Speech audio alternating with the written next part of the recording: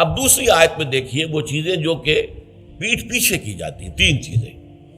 یا ایھا الذین آمنوا اجتنبوا کثیرا من الظن، اے ایمان والو زیادہ ظن سے بچو.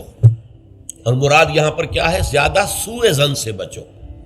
حسن ظن کے بارے میں تو حضور کی حدیث ہے کہ حسن ظن جو ہے وہ تو عبادت میں سے ہے. حسن الظن من حسن العبادہ، یہ حضرت ابو ہریرہ سے روایت ہے، اور یہ مسند احمد ابن حنبل میں بھی ہے اور سنن ابی داؤد میں بھی ہے، ان کے حوالے سے مشکات میں بھی ہے.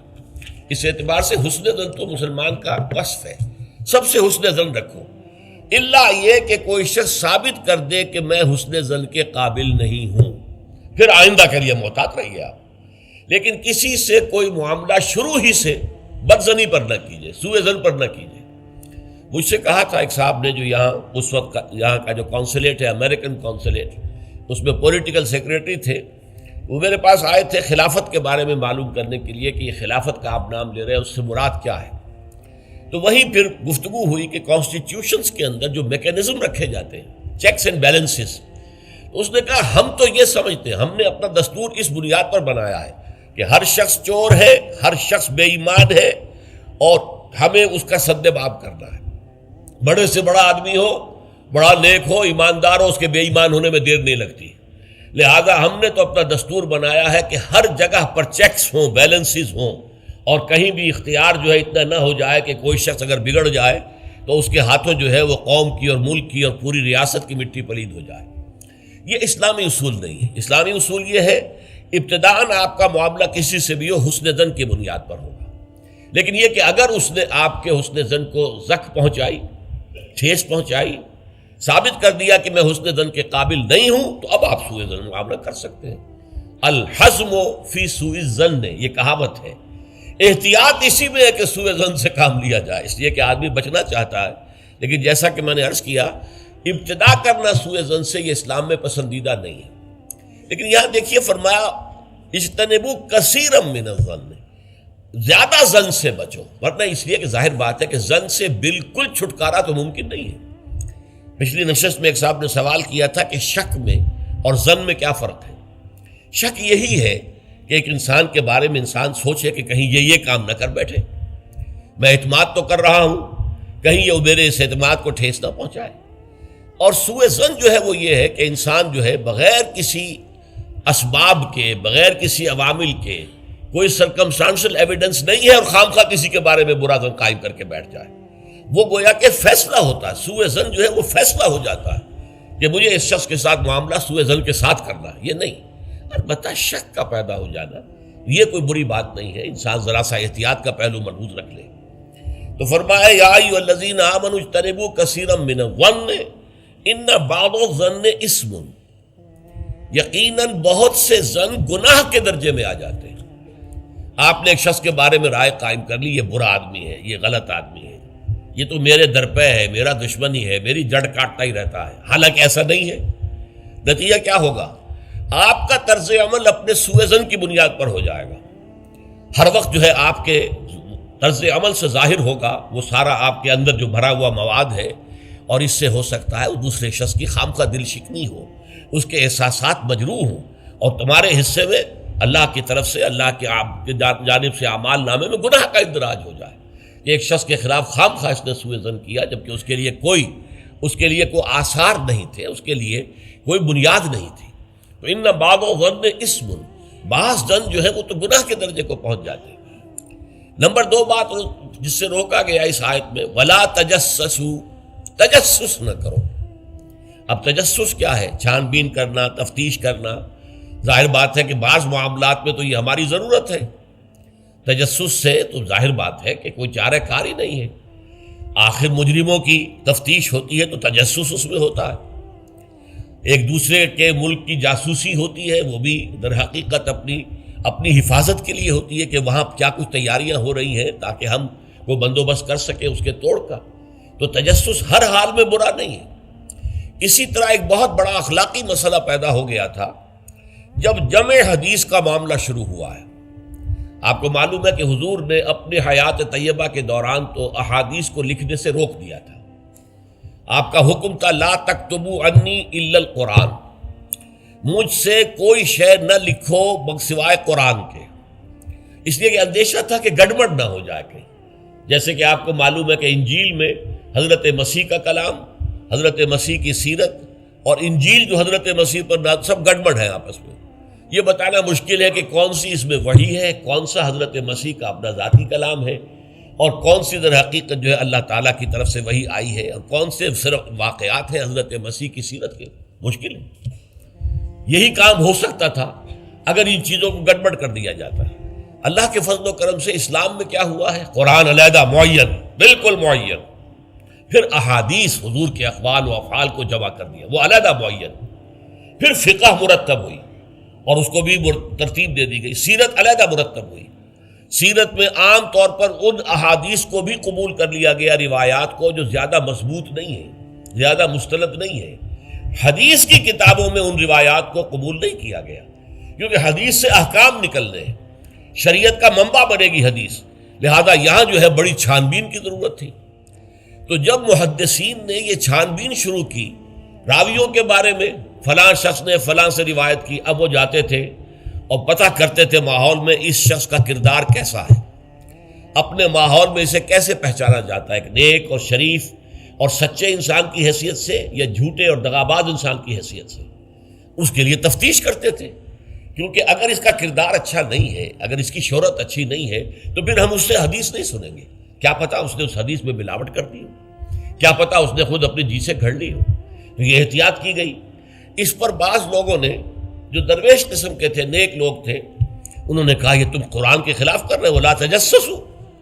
قرآن تو کہتا ہے کہ تجسس مت کرو، لوگوں کے حالات کی تفتیش و چھان بین نہ کرو. تو جواب دیا گیا نہیں، یہاں یہ در حقیقت ایک دینی ضرورت کے طور پر ہے، اور جواب بھی اسی صورت سے دیا گیا. وہ جو آیت ہم پڑھ چکے ہیں، یا ایھا الذین آمنوا ان جاءکم فاسق بنبأ فتبینوا ان تصیبوا قوما بجہالۃ فتصبحوا علی ما فعلتم نادمین. یہ آپ کو معلوم ہے کہ یہ آیت نمبر 6 ہے اسی سورہ مبارکہ کی، ہم پڑھ چکے ہیں. اہل ایمان، تمہارے پاس اگر کوئی فاسق آدمی، غیر متقی آدمی کوئی خبر لے کر آئے تو تحقیق کرو، چھان بین کرو. ایسا نہ ہو کہ تم اس کی خبر، لائی ہوئی خبر پر اعتماد کر کے کوئی اقدام کر بیٹھو، کسی گروہ کے خلاف، کسی قبیلے کے خلاف جو ہے حملہ کر دو، اور پھر بعد میں تمہیں پچھتانا پڑے کہ خبر تو غلط تھی. تو اس دلیل سے پھر محدثین نے کہا یہ ہمارے لیے ایک دینی ضرورت کے طور پر کہ احادیث نبویہ سے شریعت کے احکام نکالے جائیں گے. تو ہم دیکھ لیں جو حدیث پیش کر رہا ہے اس کا کردار کیا ہے، اس کی سیرت بھی ہے کہ نہیں. اسی لیے ایک بہت بڑا علم انسانی تاریخ میں، یہ علم سوائے محمد صلی اللہ علیہ وسلم کی ذات مبارکہ کے اور کسی شخص کے بارے میں نہیں ہوا، جسے کہتے ہیں الرجال. یہ علم الرجال جو ہے کہ تمام جو صحابہ تابعین، ان کی شخصیتوں کا پورا تجزیہ یہ کر دیا گیا. یہ سارا کام اس لیے کیا گیا ہے تاکہ معلوم ہو عن فلاں عن فلاں عن فلاں عن فلاں. اس پوری چین کے اندر کہیں کوئی شخص ایسا تو نہیں ہے کہ جو قابل اعتماد نہ ہو، تو اس کی پھر وہ حدیث صحیح نہیں قرار پائے گی، وہ مستند نہیں قرار پائے گی. اسے کہیں ضعیف احادیث میں لے آئیں گے. ٹھیک ہے، یہ ضعیف ہے، اور ضعیف احادیث جو ہے وہ اخلاقیات کے بیان میں استعمال ہو سکتی ہیں، لیکن ان سے کوئی شرعی حکم نہیں نکالا جا سکتا. شرعی حکم کا استنباط جو ہے وہ صحیح اور پختہ اور مستند احادیث سے ہوگا. تو یہ ہے تجسس کے بارے میں. البتہ جس چیز سے روکا گیا ہے وہ کیا ہے؟ بعض لوگوں کے مزاج ہوتے پرورٹڈ. جیسے آپ کو معلوم ہے کہ مکھی جو ہے وہ گندگی کی تلاش میں رہتی ہے، گندگی پر بیٹھے گی. کچھ لوگوں کا مزاج ایسا ہو جاتا ہے کہ وہ اس تلاش میں رہتے ہیں، ٹو میں رہتے ہیں، کہیں کوئی بری بات انہیں ملے تاکہ لے اڑیں اسے، اس کا پرچار کر دیں، اسے عام کر دیں. کہیں سے کسی شخص کی کسی غلط حرکت کا علم ہو گیا اور اس کو لے کے اب عام کر رہے ہیں، پھیلا رہے ہیں لوگوں کے اندر. یہ جو ہے تجسس اس لیے کرنا کہ آپ کے ہاتھ میں کوئی سکینڈل بنانے کا کوئی مواد آ جائے، کوئی طریقہ ایسا ہو جائے. تو یہ جو مکھی کی ذہنیت اور مزاج رکھنے والے لوگ ہیں، یہ ان کو روکا جا رہا. تجسس نہ کرو، بلکہ کہا گیا ہے کہ اگر تمہارے کسی بھائی کا عیب تمہارے سامنے کھل جائے تو پردہ ڈالو. تم اگر دنیا میں اپنے کسی بھائی کے عیب کی پردہ پوشی کرو گے تو قیامت کے دن اللہ تعالیٰ تمہارے عیوب کی پردہ پوشی کرے گا. اور اگر تم دنیا میں اپنے بھائیوں کی پردہ دری کرو گے تو اللہ تعالیٰ تمہیں رسوا کرے گا تمام لوگوں کے سامنے قیامت کے دن. تو یہ تجسس جو ہے یہ برا ہے. بعض لوگوں کا مزاج ہوتا ہے، یہ دو بھائی جو ہیں ان میں کبھی جھگڑا نہیں ہوا، کیا بات ہے، اب وہ اندر جا کے ٹو لے رہے ہیں، کہیں سے کوئی مسئلہ نکال لیا، اس سے بھڑکایا تاکہ لڑیں آپس میں، اور پھر یہ کہ وہ بھس میں آگ لگا کے جمالو دور کھڑی تماشا دیکھ رہے ہیں کہ یہ لڑ رہے ہیں آپس میں۔ تو اس طرح کی پرورٹڈ جو ہیں بس شدہ شخصیتیں ہوتی ہیں بالفعل لوگوں کے اندر، اور یہ کن میں ہوتی ہیں؟ جن کے سامنے زندگی کا کوئی اعلیٰ نصب العین ہے ہی نہیں، کوئی اونچا آدرش ہے ہی نہیں، کوئی ہائی آئیڈیل ہے ہی نہیں۔ جن کے سامنے کوئی اونچا نصب العین ہے، وہ ہائی آئیڈیل ہے، وہ آدرش ہے بہت اونچا، وہ تو اس کام میں لگے رہتے ہیں، وہ ان چھوٹی چیزوں کی ان کو اس کی طرف متوجہ ہونے کا ان کے پاس وقت نہیں ہوتا۔ لیکن جن لوگوں کی زندگی کے اندر وہ اونچائی کی طرف تو کوئی رجحان ہے ہی نہیں، تو ظاہر بات ہے وہ تو پھر زمین ہی کے اندر دیکھیں گے، کیڑے مکوڑے انہیں نظر آئیں گے، یا گندگی جو ہے وہ اس کے بارے میں جو ہے اس کو لے اڑیں گے پھر بعد میں۔ اور تیسری چیز ہے وَلَا يَغْتَبْ بَعْضُكُمْ بَعْضًا، نہ ہی تم میں سے کوئی کسی دوسرے کی غیبت کرے۔ اب غیبت کیا ہے؟ کسی شخص کی غیر موجودگی میں اس کی کوئی برائی بیان کرنا، یہ غیبت ہے، یہ ہے اس کی ٹیکنیکل ڈیفینیشن۔ لیکن یہاں بھی جان لیجئے ہر غیبت غلط نہیں ہے۔ بس اوقات ایسا ہوتا ہے کہ آپ کا کوئی بھائی ہے، وہ کہیں رشتہ کرنا چاہ رہا ہے، اور وہاں کے بارے میں آپ کے پاس کوئی معلومات ہیں ایسی جو اس بیچارے کے علم میں نہیں ہے، اور آپ اسے بتاتے ہیں کہ بھائی وہاں یہ معاملہ ہے، ذرا سوچ لو۔ تو اس میں در حقیقت غیبت نہیں ہے، بلکہ یہ اپنے اس بھائی کو کسی برائی سے بچانے کی کوشش ہے۔ اس میں اس کے ساتھ نصح اور خیر خواہی کا جذبہ ہے، نہ کہ ان کو بدنام کرنے کا جذبہ۔ اگر کوئی سبب ہے ہی نہیں اور آپ بیان کر رہے ہیں تو یہ غیبت ہے۔ لیکن اگر معاملہ اس طرح کا ہے تو ظاہر بات ہے اسی طریقے سے کوئی کسی قوم کے رہنما ہیں اور بڑی شخصیتیں ہیں، اب ان کے بارے میں یہ ہے کہ پبلک میں اگر آپ کو ان پر تنقید کرنی پڑے تو اس کے اندر بھی دیکھا جائے گا کہ وہاں اس کا ہونا ضروری نہیں ہے، وہ تنقید جو ہے آپ ملک اور قوم کی مصلحت میں کر رہے ہیں۔ تو گویا کہ اس طریقے سے غیبت کی ہر شکل جو ہے وہ حرام نہیں ہے۔ البتہ ایک خیال لوگوں کو بڑا غلط ہے، وہ میں ایک حدیث کے حوالے سے اس کا اطالہ کر دینا چاہتا ہوں۔ یہ حضور سے سوال کیا گیا کہ پوچھا گیا کہ غیبت کیا ہے۔ یہ حدیث ہے، مسلم شریف میں بھی ہے، ابو داؤد میں بھی ہے، ترمذی میں ہے، نسائی میں ہے، یہ حضرت ابو ہریرہ رضی اللہ تعالی عنہ سے۔ اور امام مالک نے ایسی ایک حدیث جو ہے موطا میں مطلب بن عبداللہ سے جو ہے روایت کی ہے۔ حضور سے پوچھا گیا کہ غیبت کیا ہے، آپ نے فرمایا ذکرو کا اخاک بما یکرہ، تمہارا اپنے بھائی کا تذکرہ کرنا کسی ایسے اعتبار سے جو اسے ناپسند ہو۔ اگر اس کے سامنے کرو گے اسے ناپسند ہوگا، اس کے علم میں آئے گا کہ میرے بارے میں یہ بات کہی گئی ہے تو اسے ناپسند ہوگی۔ ایسی بات کا اس کی غیر موجودگی میں بیان کرنا۔ اب قیلا کہا گیا، سوال کیا گیا، افرأیتا کہ حضور آپ ذرا غور کیجئے، ان کان فی اخی ما اقول، اگر میرے بھائی میں وہ شے واقعتاً موجود ہے جو میں کہہ رہا ہوں تو کیا اس صورت میں بھی غیبت ہوگی؟ قال، فرمایا حضور نے، غور سے سنیے، ان کان فیہ ما تقول فقد اغتبت ہو، اگر تو اس میں وہ برائی ہے جو تم کہہ رہے تو تم نے غیبت کی، وَإِن لَمْ يَكُنْ فِيهِ، اور اگر نہیں ہے اس میں وہ شے اور تم پھر بھی کہہ رہے ہو ما تقول فقد بہتہ، تو تم نے اس پر بہتان لگایا ہے، یہ تو دوہرا جرم ہو گیا۔ اس میں کوئی خرابی نہیں ہے، برائی نہیں ہے اور آپ بیان کر رہے ہیں تو یہ تو بہتان ہے۔ البتہ کسی میں کوئی برائی ہے، خرابی ہے، نقص ہے تو یہ در حقیقت جو ہے آپ کا اس کی غیر موجودگی میں بیان کرنا یہ غیبت ہے۔ تو اس اعتبار سے غیبت کی جو برائی ہے اس کو اچھی طرح سمجھ لیجئے، اور یہ ہمارے معاشرے کے اندر بہت پھیلی ہوئی ہے یہ شے، بلکہ یہ کہا جاتا ہے اور صحیح کہا جاتا ہے کہ وہ کئی کورسز کا ڈنر ہونے کے بعد جو ہے پھر جب گفتگویں ہوتی ہیں تو معلوم ہوتا ہے کہ سب سے زیادہ لذیذ ڈش جو ہے وہ ایک دوسرے کی غیبت ہے۔ اور ہوتا کیا ہے، شادی کا کہیں پر مجمع لگا ہوا ہے اور جو ہے وہ ابھی بارات نہیں آئی ہے یا کوئی اور مسئلہ ہے، بیٹھے ہوئے ہیں، تو جب 3 آدمی بیٹھے ہوں گے تو کسی اور کی غیبت کریں گے، اور جب ان میں سے ایک اٹھ کے چلا جائے گا تو اب یہ دونوں اس کی غیبت کریں گے۔ یہ ہمارے معاشرے کا عام رخ ہے، یہ ہمارا جو ہے یہ گویا کہ سب سے زیادہ ڈیلیشس ڈش جو ہے وہ غیبت ہے۔ تو اس کے لیے شدت کے ساتھ روکا گیا، اور اس کے لیے جو پھر تمثیل دی گئی ہے، اَيُحِبُّ أَحَدُكُم مَّن يَأْكُلَ لَحْمَ أَخِيهِ مَيْتًا فَكَرِهْتُمُوهُ، کیا تم میں سے کوئی شخص اسے پسند کرے گا کہ وہ اپنے مردہ بھائی کا گوشت کھائے؟ تو اس پر تو تمہیں گھن آ گئی، تمہیں بہت برا لگا۔ کوئی شخص گوارا کرے گا کہ اپنے مردہ بھائی کا گوشت کھائے؟ لیکن سوچئے کہ ایسی تمثیل کیوں دی گئی؟ یہ اللہ کا کلام ہے بغیر کسی ربط کے، تمثیل اور تشبیہ جو ہوتی ہے کسی ربط کی بنیاد پر ہوتی ہے نا، ورنہ تشبیہ اور تمثیل کا فائدہ کیا ہوا؟ ربط کیا ہے؟ جیسے ایک مردہ اپنے دفاع پر کے قابل نہیں ہے، آپ ادھر سے بوٹی کاٹ لیجئے، ادھر سے بوٹی کاٹ لیجئے، پڑا مردہ ہے، آپ پوری اختیار کے ساتھ جہاں سے چاہیں اس کی بوٹی اڑا لیں۔ اگر وہ زندہ ہو تو وہ ہاتھ لگانے دے گا آپ کو جسم کے اپنے کسی حصے پر۔ بعین ہی یہ معاملہ ہے، آپ کا بھائی موجود نہیں ہے اور آپ اس کی عزت پر حملہ کر رہے ہیں، مانوی شخصیت پر حملہ ہے۔ اس جسم کی نسبت مانوی شخصیت زیادہ قیمتی ہے، زیادہ اہم ہے۔ آپ اس کی مانوی شخصیت پر، اس کی عزت پر حملہ کر رہے ہیں اور وہ قادر نہیں ہے دفاع کرنے پر۔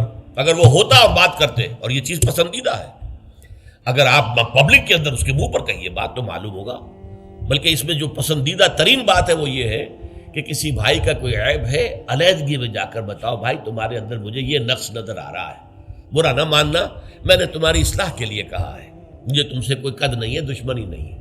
یہ نہایت پسندیدہ بات ہے۔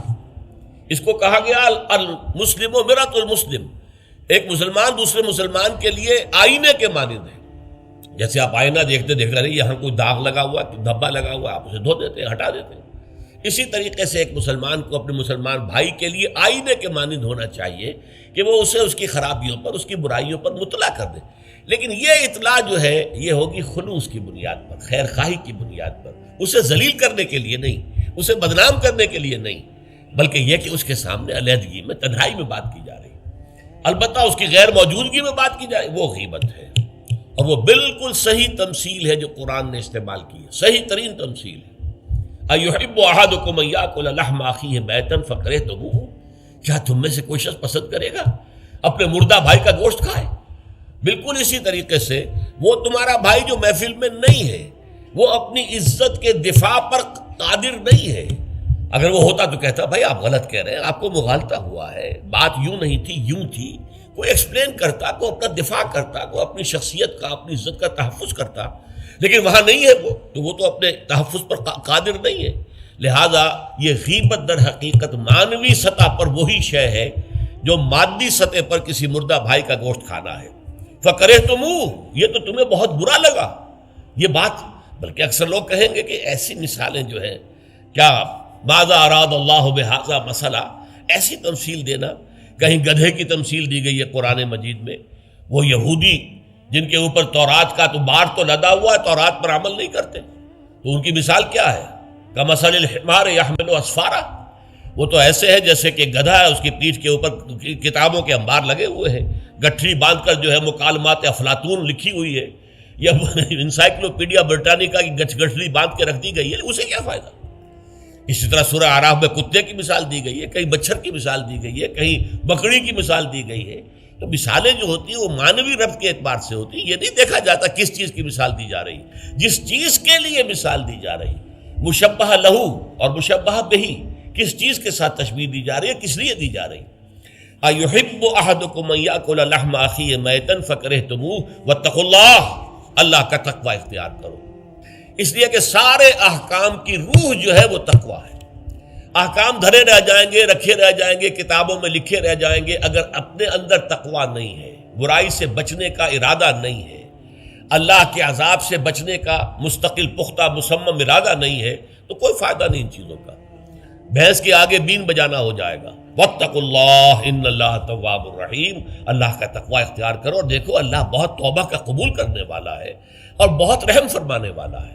تو دیکھو اگر تمہارے سے یہ خطائیں ہو رہی ہیں، تمہاری شخصیت کے اندر اگر یہ خرابیاں ہیں، تم ان برائیوں کے عادی ہو، تو ان سے اپنے آپ کو پاک کرو، صاف کرو، توبہ کرو، اور اس میں امید دلا دی کہ اللہ تعالیٰ بہت توبہ کو قبول فرمانے والا اور رحم فرمانے والا ہے۔